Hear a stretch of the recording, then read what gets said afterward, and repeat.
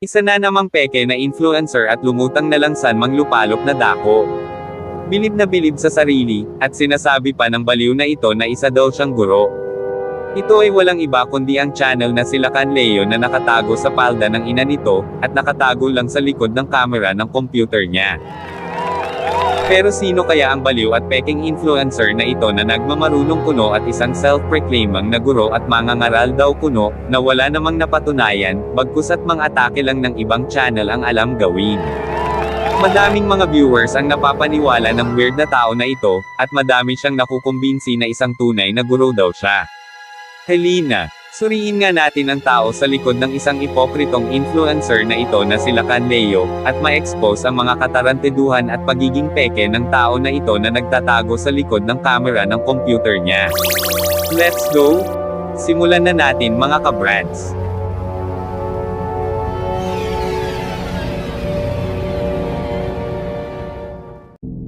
Ang ngalan ko ay Canleo. Tawagin niyo akong guro dahil may tuturo ako sa inyo.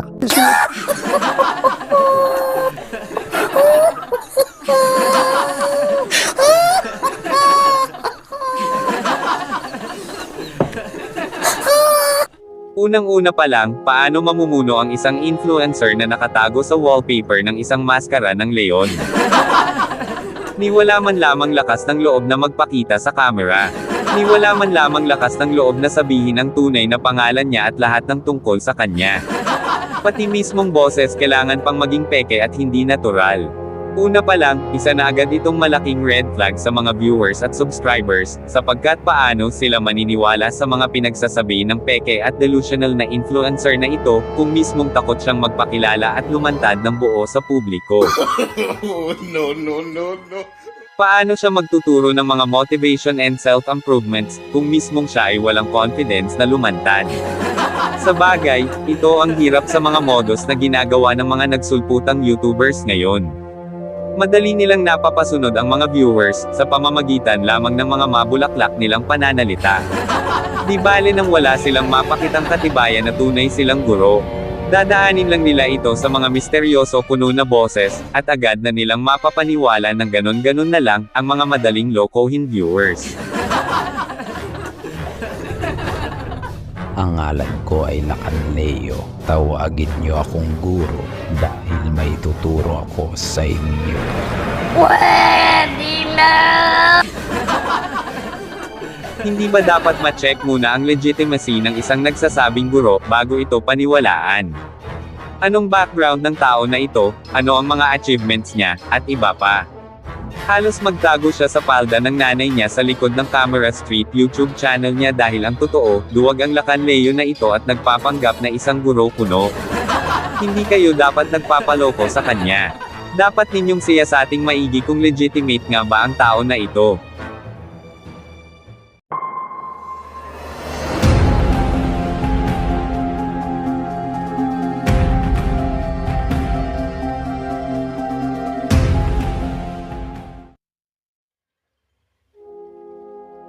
Unang-una pa lamang ay kitang-kita na ang katibayan dito.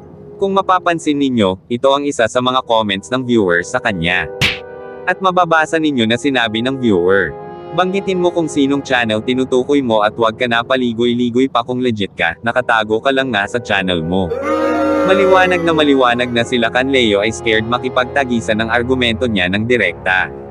At sinasadya niyang hindi ma-reply ang mga request ng viewers niya, lalo na kapag ganito na ang demands nila. Ang strategy niya ay hanggang sa channel lang niya ito sinasabi, subalit hindi natin matay-test ang credibility ng kanyang sinasabi, kung siya lang naman ang nagsasalita at hindi ito na cross-examine sa pamamagitan ng mga debates at discussions. Kung sinasabi niyang isa siyang guro, and bakit di siya lumabas at patunayan na isa nga siyang guro? It does not make any sense.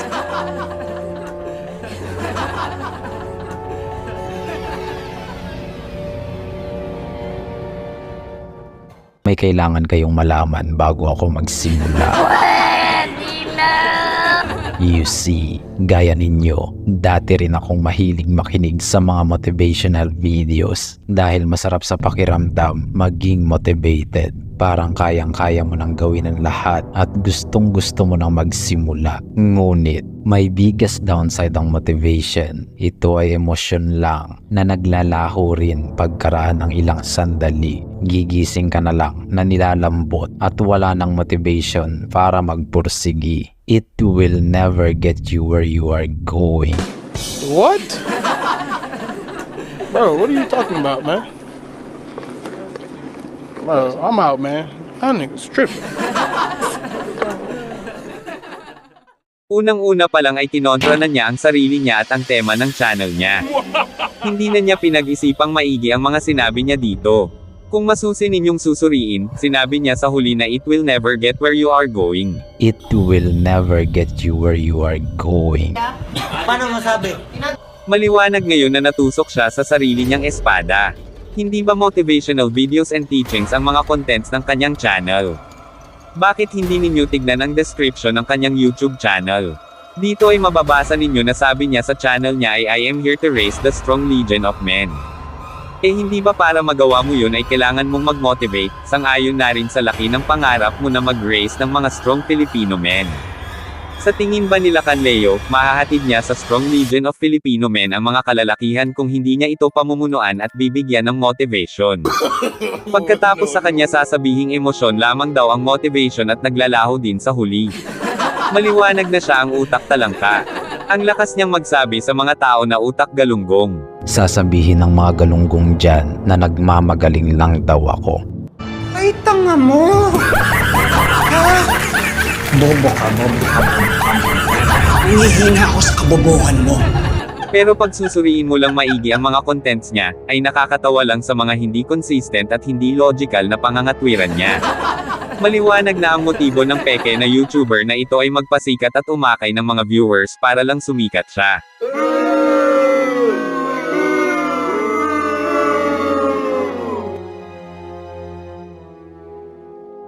Ngayon, pumunta naman tayo sa isa na namang malaking pagka-ipokrito dito nila Canleo. Dito sa susunod na analysis na ito, lalabas ang pagiging malaking inutil nila Canleo. Mapapansin sa video niya na tinitiran niya ang mga teachings na itsura at mukha, ang pangunahing napapansin ng mga babae, sa mga lalaki. Maliwanag na hindi sang-ayon dito sila Canleo. Subalit obserbahang mabuti, at mapapansin ninyo ang inconsistencies at ineffectiveness ng mga turo niya. Mapapansin ninyo na idinagdag pa nila Canleo, na ayon daw sa kanya, it is extremely bad and discouraging sa mga young men. Pwede na! Panoorin ng maigi. Looks, money, and status are enough to get girls. Para sa kanila, kung isa sa tatlong ito ay nawala, hindi ka makakakuha ng babae. Number 2, face is crucial. Black pill mentality ang isiping pinakamahalaga ang mukha mo. Ayon sa black pill, dapat gwapo ka dahil walang ibang gusto ang mga babae, kundi gwapo lang. Alright, then now, mag-scroll ka sa channel niya, at maghanap ka ng katibayan na pinatunayan niya ang mga madami niya salita at turo niya, at ni isa, wala kang makikitang actual video footage na nag-approach siya ng mga magagandang babae, at pinatunayang ang mga turo niya ang tama. Sa halip, nakatago lang siya sa likod ng computer niya at gumamit pa ng wallpaper ng nakamaskara ng leon. Kaysa umatake at mambatikos ng iba, bakit hindi niya patunayan na mali ang paniniwala na itsura ang unang gusto ng mga babae? Bakit hindi niya ipakita sa live at actual video ang sarili niya, at subukan ang mga tinuturo niya kung tatalab ba talaga ito sa mga magagandang babae? Kung consistent siya sa sinasabi niya, dapat magpapakita siya ng mukha niya sa channel niya, kahit pa anong itsura niya, at kahit pangit pa siyang lalaki. Sapagkat ayon kay Canleo, mali ang turo ng black pill. Subalit napansin nyo ba, panay siya paninisi at batikos sa iba, sa halip na patunayan na lang, sa pamamagitan ng paglabas niya sa publiko, at gawin sa actual live video ang tinuturo niya mga seduction advice. Anak ng punyeta, anong klaseng guro ito? Ito ba ang kikilalanin ninyong isang guro? Mapagmataas.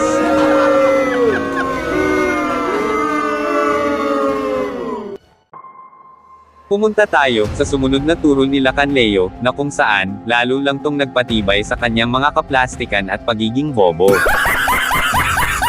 Kitang-kita dito, na ang tema lamang ng channel niya, ay magpasikat, kahit hindi na niya ipakita ang katibayan na ginagawa niya ang mga turo niya, na siya lang naman ang nagsasabi.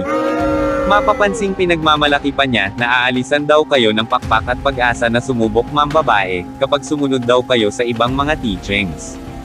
Sige nga, patunayan mo. Eh bakit din natin uli pakinggan ang mga sinabi niya?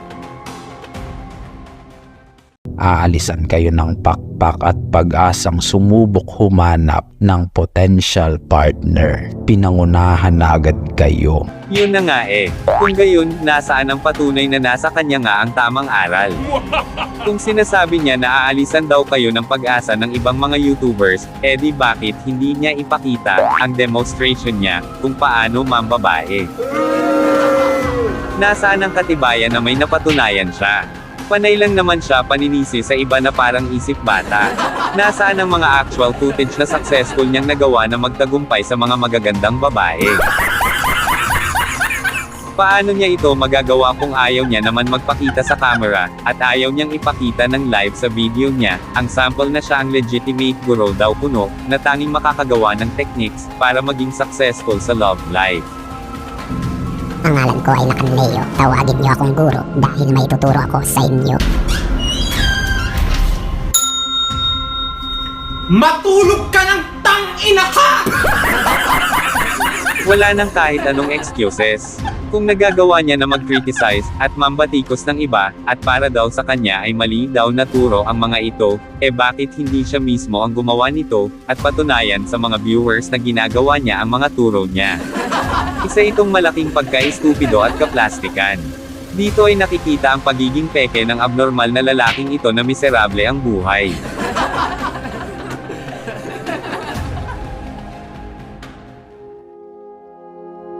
Sa parteng ito, malamang na mawawala na kayo ng tiwala sa abnormal na lalaking ito, na si Leo. Hindi niya malulusutan ang malakas na evidence na ito ng kanyang pagkasablay. Panoorin maigi, at pakinggang maigi ang kanyang logic at reasons, at malalaman mong, nakikipaglukuhan lang siya sa mga viewers at subscribers niya.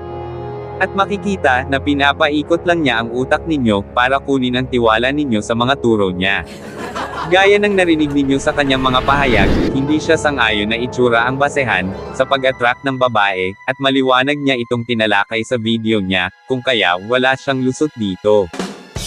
Nagsasabing gwapo lang ang hanap ng mga babae. Saklaw ito ng black pill teachings. Black pill guro ang nagtuturo ng ganyang paniniwala. And it's not only bad, it's also extremely discouraging for young men. Kung talagang consistent ang turo ni Leo sa mga viewers, papanindigan niya ang turo niya dahil nga ito ang encouragement niya sa mga lalaki, na ligawan ang babae, at hindi importante ang itsura at panlabas na anyo ng tao.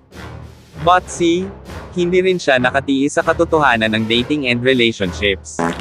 At isinama niya sa teorya niya na 3 factors of attraction sa mga babae, ang turo ng black pill na genetics at appearance.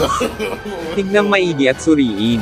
Number 3. Genetics. Siyempre dito nakapaloob, unang-una ang height na mayroon ka, body type mo, at overall facial attractiveness mo. Gaano ka ba katangkad? May maganda ka bang katawan? O patpatin ka? O baka naman obese ka? May chad-looking face ka ba? O isa ka lang din dun sa mga creepy type daw na lalaki? Basically, itong factor number 3, nakatuon lahat sa genetics at looks mo.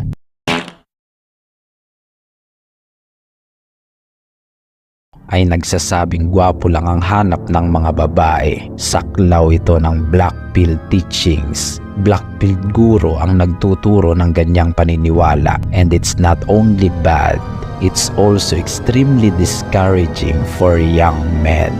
And it's not only bad, it's also extremely discouraging for young men. Ay, tanga mo! Bobo ka. Nangihina ako sa kabobohan mo. You see? Akala ko ba hindi mahalaga ang genetics at ayon kay Lacanleo, ninanakawan daw ng mga ganito ang mga kalalakihan, kung paano maranasan ang babae sa buhay nila. Nag-ranking siya ng 3 factors of attraction ayon sa kanya. At dito, ayon kay Lacanleo, personality daw ang pinakauna sa listahan, sumunod ay ang status. Pero mapapansin ninyo, na ang binabatikos niyang turo ng black pill ayon sa genetics at appearance, ay kanyang isinama, sa binuo niyang teorya na 3 factors of attraction para sa babae. So that means, kanya bang kinokontra ang turo niya, o siya ay isang safe player at iwas pusoy? Saan ka nakakita ng isang kritiko na binabatikos ang isang bagay, at pagkatapos, ay kanya itong isasama sa pinaglalaban niya? And lastly, kung pinapanindigan niya ang mga turo niya na mapapaibig ang mga babae, gamit ang personality at money status, bakit hindi niya subukang ipakita ang mukha niya sa harap ng computer niya, mag-live siya, at gawin sa mga magagandang babae ang turo niyang ito? Kayong mga viewers, ito dapat muna ang hinahanap ninyo sa kanya, upang mapatunayan ang kanyang claim sa sarili niya, na isa daw siyang guro. Na kung saan, inuutusan niya kayo, na tawagin daw siyang guro. Ang ngalan ko ay Lacanleo. Tawagin niyo akong guro dahil may tuturo ako sa inyo. What? Bro, what are you talking about, man? Bro, I'm out, man. That nigga's tripping. Isa itong scam at brainwashing sa inyo, dahil sarili lang na interest ang iniisip ni Lacanleo. At ito ay para marami siyang mauto at mahakot na viewers, para sa kanyang mabilis na pagsikat.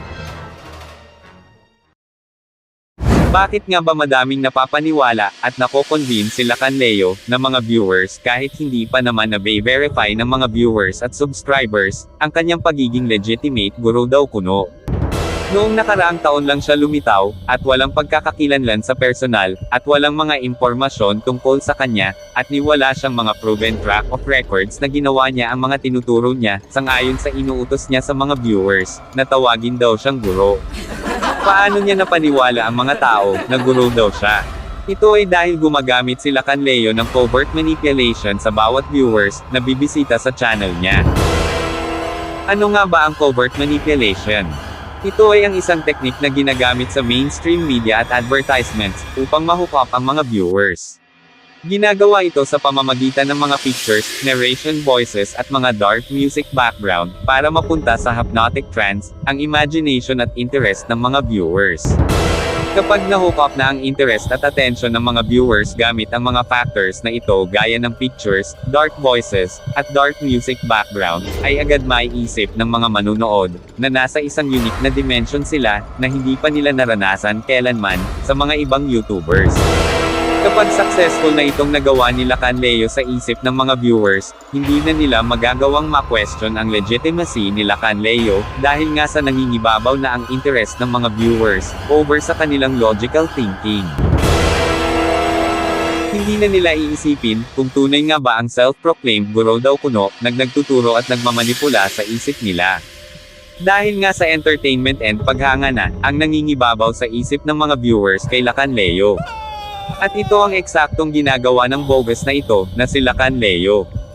Hindi siya pata sa kanyang gawain, sapagkat dinadaan niya sa covert manipulation ang estilo niya, para pumanig at maniwala sa kanya ang mga viewers, kahit wala naman talaga siyang proof at evidence, na ginawa niya lahat ng turo niya. Ang estilo ni Lacanleo, ay gagawin niyang mali at masama, ang mga katuroan ng ibang tao, at dadaanin niya ito sa mga mabulaklak na pangangatwiran, na may halong sympathy sa mga viewers. Sumunod nito, ay palalabasin niyang biktima, ang mga viewers ng maling turo. Kapag kinagat ng mga viewers ito na ang oras na makukuha ni Lacanleo ang isip at tiwala ng mga viewers, kahit hindi niya patunayan, ang kanyang legitimacy. Kino-combine ni Lacanleo ang strategy niyang ito, sa estilo ng tema, ng kanyang channel. Pansinin ninyong maigi, gumagamit ng anonymous na maskara at wallpaper si Lacanleo, para mag-implant sa isip ng mga viewers, na misteryoso siya. Isa itong halimbawa ng dark manipulation at mind control, pero hindi ito nadi-detect ng conscious mind ng bawat viewers, dahil nga sa nagpapanggap si Lacanleo, na tagapagligtas ng mga biktima, ng maling turo. Pag naramdaman ng mga viewers na misteryoso si Leo, lalo pang magiging interesado ang atensyon dito ng mga viewers. Lalo itong pinapalakas ni Leo sa pamamagitan ng kanyang dark black background na may mga usok. Maliwanag na kapansin-pansin ito sa background ng kanyang channel. In fact, this makes the mystery intensive, para ma-lock out na ang attention at interest ng mga viewers sa tema ng channel ni Leo. Sumunod nito ay ang ginagamit niyang dark music background na inyong naririnig sa lahat ng videos niya. At madami ng mga research and studies ang sinagawa dito. Isang halimbawa, ang na-feature sa CNN, na lumalabas sa research na kayang impluwensyahan ng mga music ang isip at behavior ng isang tao. Ito ang dahilan kung bakit parang nakaka-addict panoorin ang video ni Leo, kahit sa reality, wala namang napatunayan si Leo, dahil nga sa hindi siya nagpapakita ng evidence na nagawa niya ang mga turo niya. At ang pinakahuli sa lahat, na siyang pinaka-deadly sa lahat, ay ang pagpeke niya ng kanyang boses. Sinasadya niyang ibahin ang boses niya sa isang persona na hindi naman siya, para magmukha itong tunog misteryoso. Sa pamamagitan nito, ay nadadaya ang mga isip ng viewers, na bawat salitang lumalabas sa bibig ni Leo, ay tunay at totoo, at dahil nga sa mga nagsama-samang mga factors na ito gaya ng pictures, music background, black color background, at peke na dark voice, nagagawa ni Leo na paniwalain ang mga tao sa bawat sabihin niya, kahit hindi pa na-verify ang kanyang legitimacy. Mag-ingat kayo sa tao na ito, na walang pagkakakilanlan. Kung meron mang manipulator at brainwashing master, ito ay walang iba kung hindi si Leo, na isang mapagpanggap na tagapagligtas daw puno ng mga biktima, ng maling turo. Pero dahil nga sa wala siyang napatunayan, malamang na wala din kayong magiging improvements, sa tulong niya. Bagkus, gagamitin lang niya kayong lahat, para sa mabilisan niyang pagsikat at personal na interes. Madaming salamat kung umabot kayo sa puntong ito. Umaasa kami na madami kayong natutunan at na-discover patungkol sa peking ito at manipulador, na si Leo. Paki-share ang video na ito, upang ma-expose ang gago na ito na huwad. Salamat po, hanggang sa muli.